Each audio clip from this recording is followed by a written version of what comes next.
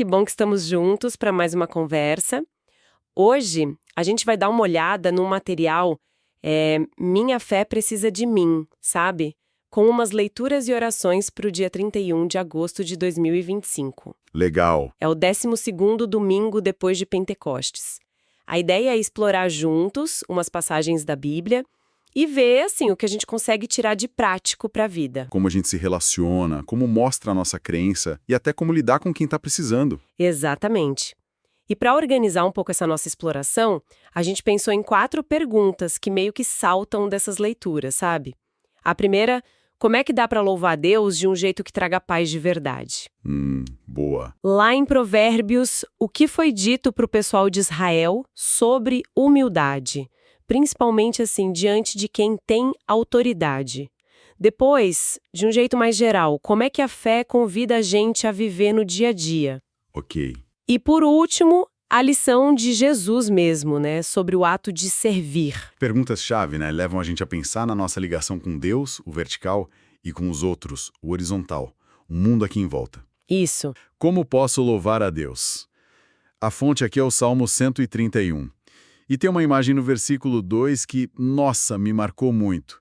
Assim como a criança desmamada fica quieta nos braços da mãe, assim eu estou satisfeito e tranquilo, e o meu coração está calmo dentro de mim. E o fascinante aqui é de onde vem essa calma toda, né? O salmista não diz que é porque ele está com tudo sob controle ou porque entendeu tudo da vida.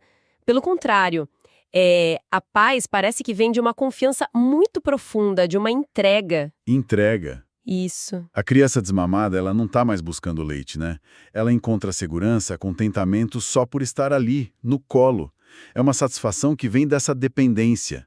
Consciente, sabe? Confiante em Deus.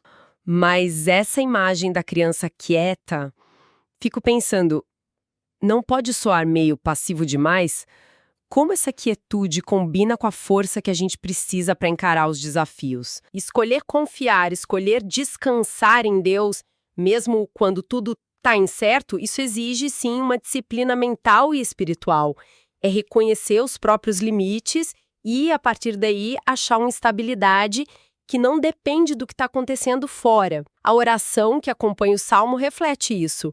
É gratidão por essa paz e um pedido para cultivar essa humildade confiante no dia a dia. Isso liga bem com a segunda questão, né? Que fala da humildade de um jeito mais social. O que Provérbios 25, lá nos versículos 2 a 10, orienta sobre como agir, especialmente perto das autoridades. Exato. Parece que essa humildade que nasce da confiança em Deus tem efeitos práticos em como a gente se coloca no mundo. Os versículos 6 e 7 são bem diretos, né? Quando você estiver diante das autoridades, não se faça de importante. É melhor que depois lhe deem um lugar de honra do que você ser humilhado na presença das autoridades. É uma lição de sabedoria, a importância da discrição, do respeito, nesses ambientes com hierarquia. A ideia é não busque se promover à força, não tente chegar chegando e exigir destaque. O texto sugere que o reconhecimento de verdade, a honra mesmo, vem como consequência do valor, do caráter que a gente mostra com o tempo, e não por tentar se impor. Mas a oração ligada a esse texto fala de algo mais fundo. Pede perdão pelo orgulho disfarçado. O que seria isso, hein? E faz pensar. Será que é quando a gente faz algo bom, ajuda alguém, mas lá no fundo, quietinho, fica esperando o elogio, o reconhecimento, aquele tapinha nas costas? É um orgulho que muitas vezes nem a gente percebe, porque ele se mascara, né? De boa intenção, de eficiência, às vezes até de falsa modéstia. A oração convida a gente a se olhar por dentro, a ver nossas reais motivações. O texto de Provérbios, aí, não é só uma dica de etiqueta, mas um chamado para uma postura interna de não buscar validação em status e em reconhecimento forçado, mas em agir direito e confiar que o valor real vai ser visto na hora certa, talvez no tempo de Deus, como a oração sugere. A honra de verdade não precisa de marketing pessoal. A terceira passagem, lá de Hebreus 13, parece que amplia essa conversa para a vida em comunidade. Sim, Hebreus 13 faz uma ponte muito interessante entre a nossa relação com Deus e a nossa vida prática, ali, juntos. O versículo 15 chama a atenção. Por isso, por meio de Jesus Cristo, ofereçamos sempre louvor a Deus. Esse louvor é o sacrifício que apresentamos à oferta que é dada por lábios que confessam a sua fé nele. Aqui o louvor é chamado de sacrifício, de oferta. O que isso quer dizer nesse contexto? O autor de Hebreus está meio que redefinindo o que é sacrifício para os seguidores de Cristo. No Antigo Testamento, o sacrifício era mais oferta material, né? Animal, produto da terra, lá no templo. Aqui, o sacrifício contínuo que agrada a Deus é o louvor que sai dos lábios que confessam a fé em Jesus.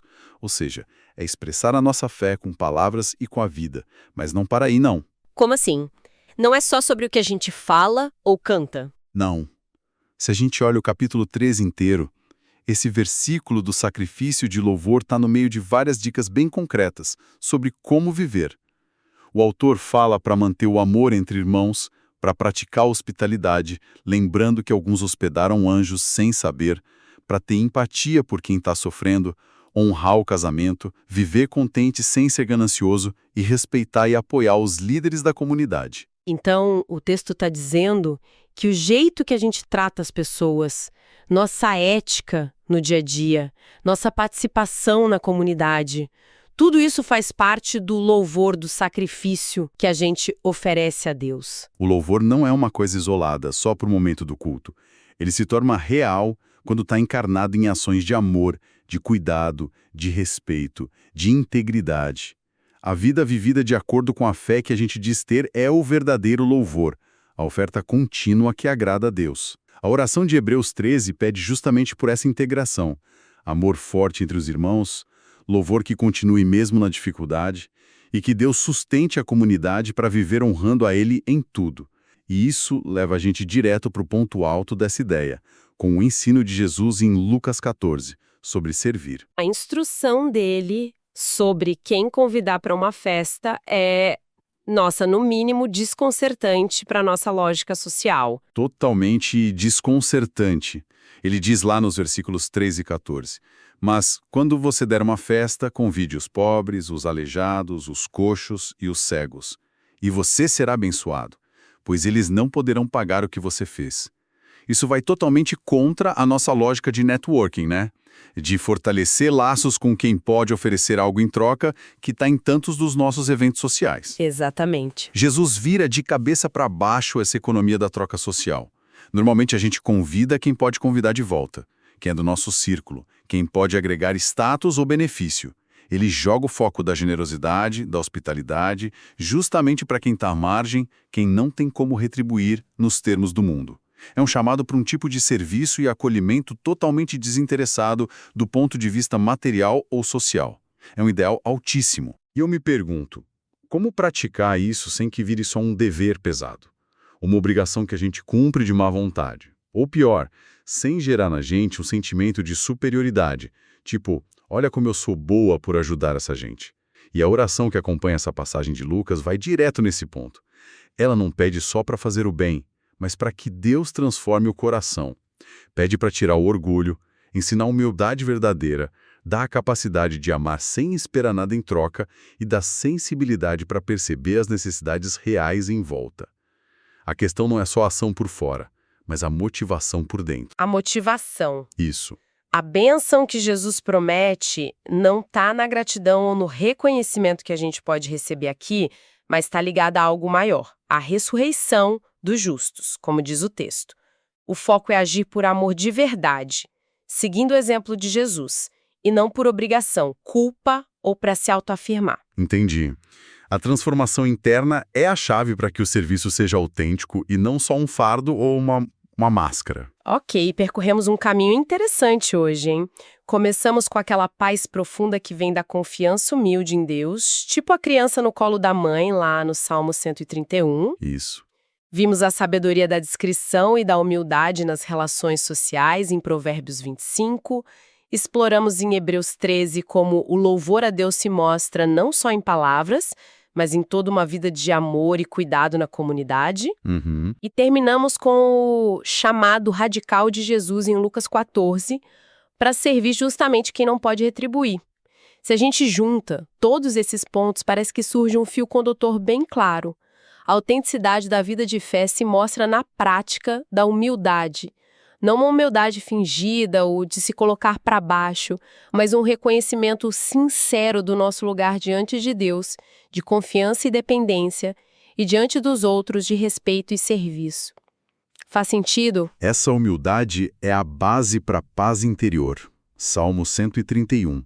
Ela guia nossa interação social, Provérbios 25, ela dá corpo para o nosso louvor em comunidade, Hebreus 13, e nos empurra para o serviço desinteressado que Jesus ensinou, Lucas 14. É uma visão bem amarrada. A paz que vem da confiança libera a gente da necessidade de se promover. Essa liberdade permite viver em comunidade de um jeito mais autêntico, mostrando o nosso louvor pelo amor prático. E esse amor leva a gente a servir como Jesus, sem buscar recompensa aqui. Uma coisa vai alimentando a outra, né? Exato, que não fica só nas ideias, mas desce para as escolhas, para as atitudes do dia a dia. E são reflexões que convidam a gente a se autoanalisar sempre. Onde eu estou colocando minha confiança, quais são minhas reais motivações quando me relaciono com os outros, quando sirvo, como é que a minha fé vira ação concreta de amor e cuidado? Questões que ficam ecoando mesmo.